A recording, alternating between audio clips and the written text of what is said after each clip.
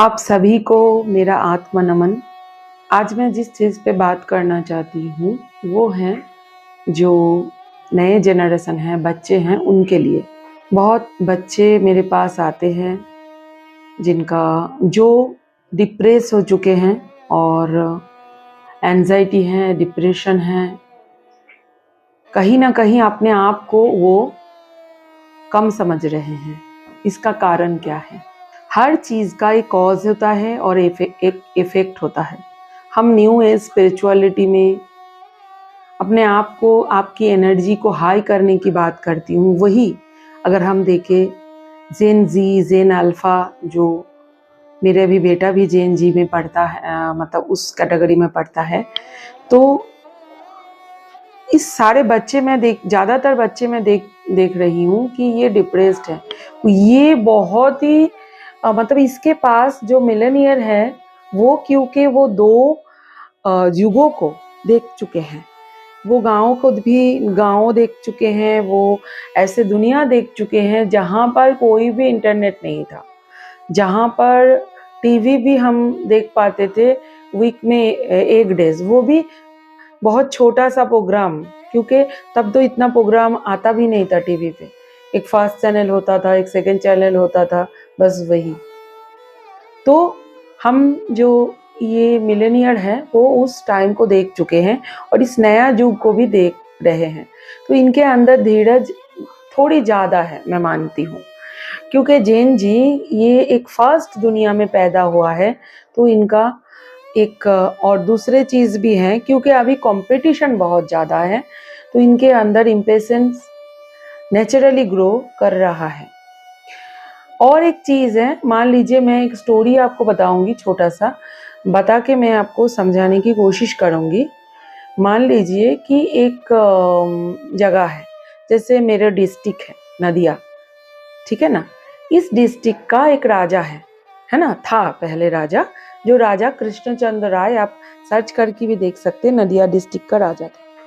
अभी उनके पास क्या था? उनके पास सिपा सालार था, उनके पास गायक था, उनके पास पेंटर था, उनके पास ऐसे लोग था जो पानी को क्लीन कर सकते, मतलब क्लीन वाटर को जमीन खोद के निकाल सकते हैं। उनके पास खाना बनाने के लोग था, उनके पास किसान था। तो एक सुंदर इकोसिस्टम था कि हर लोगों की काम कर रहा है, इसमें काम की भी कमी नहीं था, हर किसी के पास काम था। अभी क्या हुआ कि दिन प्रतिदिन लोग बढ़ गए और कोई आया, टीचर भी था उनके पास, तो टीचर पढ़ाता था। अभी क्या है कि पढ़ लिख के लोग अपना अपना काम करते हैं। सनातन धर्म में भी ये चीज बोला गया, जैसे वर्णवाद को लेके लोग दूसरे टाइप का मीनिंग निकालता है, पर ये चीज ऐसा है, ये चीज अपने काम के हिसाब से बोला गया। जैसे मान लीजिए जो पान खाते हैं उसका एक चूर्ण बनाते हैं व्हाइट कलर का, उस चूर्ण को जो बनाते हैं उसको बोलते हैं चुनारी, मतलब वो चूर्ण ही बनाते, उसका उसका पूरा मतलब पूरा परंपरा है कि वो उनके दादाजी बनाते थे ऐसे। वो टेक्नोलॉजी दूसरे के पास नहीं है, वो ही बना सकते हैं। ऐसी एक सुंदर इकोसिस्टम चलता था। अभी क्या हुआ, अभी कोई आया और आके, जैसे अभी आप देख रहे हैं अलग अलग जगह नौकरी की, यूपीएससी की तैयारी, डॉक्टर की तैयारी, इस तैयारी के लिए बहुत सारे पढ़ाई के लिए टीचर आया है और वो बहुत लोगों के सामने पॉपुलर भी है। पर ये चीज एक इकोसिस्टम को खराब कर रहा है। क्यों? क्योंकि मान लीजिए कि उस नगरी में, वो जो नदिया डिस्ट्रिक्ट का राजा था, वहां एक कोई आया तो कोई बोला कि सिपा सालार मैं बनाऊंगी, सबको बोला तुम्हारी बच्चे को, क्योंकि सिपा सालार के पास शक्ति भी है, पावर भी है, पैसा भी है, और क्या है, और उनका फिजिकल फिटनेस भी है, और लोग मानते भी हैं। तो अभी जो लोगों के पास एक टेक्नोलॉजी था पानी को क्लीन करने की, वो उन्होंने सोचा कि मेरे बच्चे को भी ये पढ़ाऊं तो मेरे बच्चे भी पावर में आएंगे, क्योंकि मेरा काम पावर का नहीं है। जो गायक था उसके बच्चे गाना नहीं सीखा, लोगों को एंटरटेनमेंट देता था, क्योंकि तभी टीवी नहीं था तब। लोग एंटरटेन करने के लिए गाना सुनता था, लोग थिएटर देखता था, मतलब तब का नाटक बोलते हैं, वो चीज़ होता था। तो सब लोग अपने-अपने बच्चे को ये चीज़, वो जो फ्रेमिंग किया गया कि तुम्हारे बच्चे क्या होगा, ये पावर भी उनके पास आएगा, पैसा भी उनके पास आएगा और फिजिकल फिटनेस भी आएगा, लोग मानेंगे भी। तो उनको क्या किया, अपना-अपना काम से वो सारे बच्चे, मान लीजिए 200 बच्चे ये के लिए तैयारी कर रहा है। तो 200 बच्चे को तैयार किया गया। अभी राजा के पास तो एक लिमिटेशन है। मान लीजिए कि 20 सिपा सालार चाहिए, तो 200 बच्चे ने तैयारी किया। क्या वो सबकॉन्शियस में उसको वो फ्रेम बस बिठाया गया, वो घोड़े में आता है, हाथ में तलवार है, कितना पावर है, ऐसे एक मिलिट्री का, एक ट्रूप का, मान लीजिए मिलिट्री ट्रूप का हेड।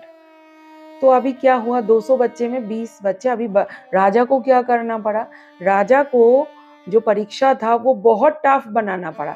इसलिए नहीं कि बहुत अच्छे आएंगे चॉइस होके, इसलिए कि बहुत लोग हैं, अभी राजा को चॉइस करना पड़ेगा, तो उसको क्या करना पड़ा, नेचुरली टफ बनाना पड़ा। तो अभी बाकी का जो 180 बच्चे वो कहीं का नहीं रहे, क्योंकि उन्होंने वो अपनी जो काम, वो जो उम्र उनका है ना 19 से 25 के अंदर, वो उम्र में आपने अपने काम उन्होंने नहीं सीखा। अपने नॉलेज को बढ़ाने के लिए वो पढ़ाई तो किया, बाद में वो तैयारी अलग सीखी, क्योंकि उन्होंने वो अपने वाला काम नहीं सीखा। तो क्या हुआ, ये 180 बच्चे ये डिप्रेशन में पड़ गए। क्यों? क्योंकि उनके अंदर में वही बिठाया गया था कि आपको सिपा सालार बनना है। अभी उनको क्या, वो घाट का नहीं रहा, घर का नहीं रहा, उनको वो वाला काम भी अच्छा नहीं लगेगा, क्योंकि वो उनको बेकार लगेगा, है ना। तभी तो उनके फादर उनको, घर वाले उनको उस पढ़ाई में सिपा सालार बनने के लिए भेजा था। तो उनको वो वाले काम भी अच्छे नहीं लगेगा, या करेगा तो अपने मन को मार के, क्योंकि उनके पास वो छवि बैठ गया। अभी भी ये चीज हो रहा है। ये जो इतना, आप मान लीजिए कि यूपीएससी की तैयारी 50 के या 1 लाख या 2 लाख बच्चे कर रहे, सीट है कितना, 700। अभी वो जो बच्चे हैं वो सारे डिप्रेशन में, क्योंकि ये नहीं कि वो जग नहीं है, वो पढ़ाई बहुत अच्छे कर रहे हैं, ये है कि कोटा तो वो 700-800 का है। अभी क्या होगा, टफ बनेगा बहुत ज्यादा पढ़ाई। तो इसमें क्या हो रहा है, हमारा इकोसिस्टम खराब हो रहा है। हमें कारपेंटर भी चाहिए, हमें किसान भी चाहिए। अभी मान लीजिए किसान के बेटा पढ़ाई करके वो चाष कर रहा है ना, तो कितना अच्छा होगा। ये जो आलू अभी क्या हुआ, 2 रुपया किलो हो गया। अगर उनको पता था कि इस टाइम में अगर हम गुलाब चाष करेंगे तो अच्छा मुनाफा मिलेगा, क्योंकि वो पढ़े लिखे हैं। पर क्या है, किसान चाहेगा मेरा बेटा वो इंजीनियर बने। तो क्या हो रहा है कि इतना ज्यादा इकोसिस्टम, अभी सब इंजीनियर भी हमें चाहिए, लेकिन एक कोटा है, उसके ज्यादा नहीं चाहिए। तो इकोसिस्टम खराब हो रहा है, और सबकॉन्शियस में एक बैठ रहा है, मैं कम हूँ, क्योंकि मैंने वो क्रैक नहीं कर पाया वो छवि कि मेरे पास पावर आएगा, मेरे आईपीएस ऑफिसर बन जाऊंगी, मेरे पास पावर आएगा, डॉक्टर बन जाऊंगी, मेरे पास पावर आएगा, पैसा आएगा, फ्रेम आएगा, ठीक है ना। उसके सिवा वो जो काम उनका था, जिसमें वो माहिर थे, है ना, जिसमें उनका पूरा लिनिएज माहिर था, वो भूल रहा है, और दूसरे काम पे वो इतना कंपटीशन बढ़ा रहा है कि वो डिप्रेशन में आ रहा है। तो आपको क्या करना है, इस चीज को थोड़ी गहरे तरीके से सोचना है।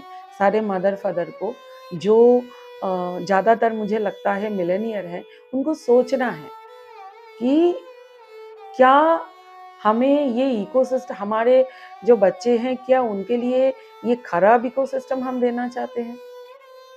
क्या हम चाहते हैं कि हमारे बच्चे पूरे जिंदगी इसमें जिए कि मैं कम हूं, मैंने ये कर नहीं पाया? क्या आपके ये एक पेरेंट होने के नाते आपको ये नहीं चाहिए करना कि मेरे बच्चे के अंदर कौन सी खूबी है, मैं उसको निखारूं, ना कि उसको जो भी अभी का क्या है, अभी एडवर्टाइजमेंट में जो भी आ रहा है उसके पीछे दौड़ाओ। थोड़ी थिंकिंग कीजिए कि सारे चीज़ों का एक कोटा है। सारे बच्चे अगर उस जगह जाएंगे, बाकी के काम मतलब पूरा इकोसिस्टम खराब हो रहा है अभी, भारत की सिर्फ नहीं पूरे दुनिया का। अगर हमारे पुराने जमाने में कितने रोग हमारे दादी हमारे दादा ठीक कर देते थे, दवाई लेने की जरूरत ही नहीं पड़ता था, उनको कितना कुछ पता था। मैं जब छोटी थी मुझे पता है वो चून का पानी खिलाते थे कैल्शियम के लिए। अभी कल कैल्शियम की क्या हो रहा है, दवाई लेना पड़ रहा है।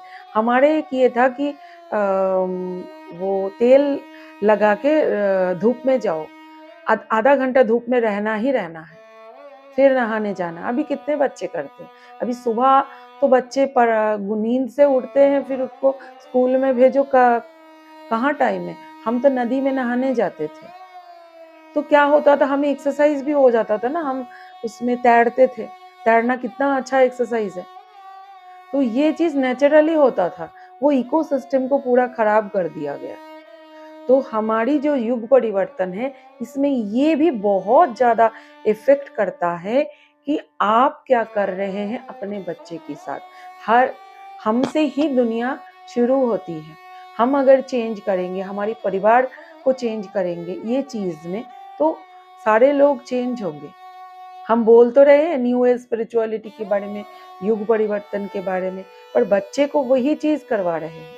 मेरे बेटा फिजिक्स ऑनर्स में पढ़ाई किया है, उसके बाद मैंने आगे नहीं पढ़ाया, सच में बता रही हूँ। पर वो स्कूल कॉलेज में नहीं पढ़ाया, पर वो पढ़ रहा है, क्योंकि वह अभी 1 साल पहले उन्होंने ऑनर्स कंप्लीट किया, तो वो खुद पढ़ रहा है। इतना बुक वो पढ़ते हैं और बिजनेस भी करते हैं, क्योंकि अभी लॉजिस्टिक बिजनेस, पैसा भी चाहिए जिंदगी के लिए। हमने सोचा कि अभी दुनिया में लॉजिस्टिक बहुत ही ज्यादा आगे जाएगा, तो मैंने उनको वो उस चीज में बढ़ावा दी। आपको क्या चाहिए डेली के लिए, जिंदगी के लिए पैसा चाहिए। बच्चे को अगर सही शिक्षा मिलेगा वो कमा ही लेगा। ऐसा कुछ नहीं है कि उसको वही डिप्रेशन वाला सिचुएशन में ढकेलना है कि तुम्हें ये करना ही है, तुम्हें ये बनना ही है, ऐसा नहीं है। तो इसमें क्या है, पूरा इकोसिस्टम हम खराब कर रहे हैं।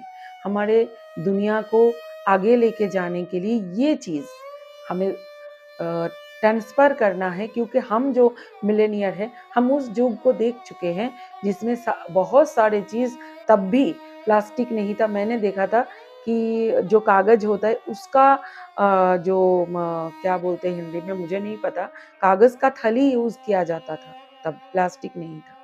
तो हमें वो चीज को बढ़ावा देना है अपने अपने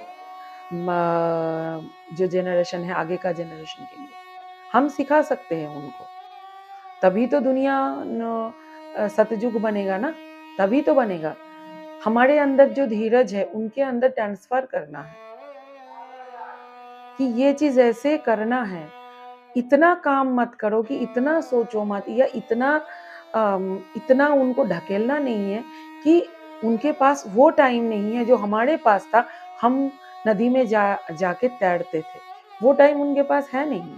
बस उसको उस टाइम के लिए बढ़ावा देना है कि तुम्हें ये करना है, तभी तो नए युग आएगा ना। तभी तो हम फिर से नए, जो अभी क्या है एक फेक टाइमलाइन में है, तभी हम फिर से एक ऑर्गेनिक टाइमलाइन में आएंगे। जो बड़ा परिवर्तन है वो छोटा छोटा परिवर्तन की समूह होता है, और कोई बाहर से आके नहीं करेगा, हमें ही परिवर्तन करना पड़ेगा हमारी सोच को। और हम मेडिटेशन करते हैं, पर बच्चे को जाके कॉलेज में धकेलते हैं कि ये चीज़ तुम्हें करना है, तुम्हें कनाडा जाना है, तुम्हें ये करना है, तुम्हें वो करना है। फिर तो हम वही घूम फिर के वही जगह आ गए, हम वही मेंटल मैनिपुलेशन में आ गए। ये मेरा थिंकिंग है। आपको क्या लगता है?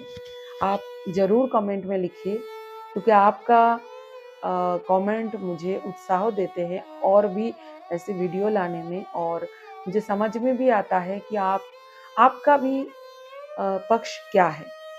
और इस चैनल को बढ़ाने के लिए सब्सक्राइब कीजिए, तो और भी लोगों को ये एल्गोरिदम में आएगा ज़रूर, और अपने परिवार बंधुजनों के साथ शेयर कीजिए और एक लाइक ठोक के भी जाइए। Thank you so much.